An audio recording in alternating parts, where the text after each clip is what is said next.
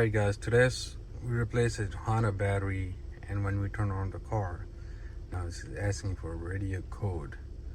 What you can do, you power off your radio, you push 1, 6 together and push power from this button.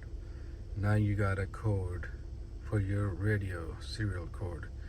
Usually it comes in your dashboard, manual book, or you can do from online, which I will show you the whole process. Guys, like I show you how to get the serial number from your car.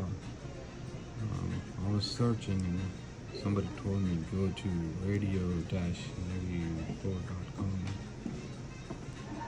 That's how I went to, and it asked me $19.99 in order to get the code. But I found this one is the best one, mygarage.honda.com. When you go there, enter your phone number, email address, car VIN number, and radio serial number, so you will get that code on that site. So we're gonna try this code, which is 42136. Here we go, guys. So follow me. Our radio's back, as you can see.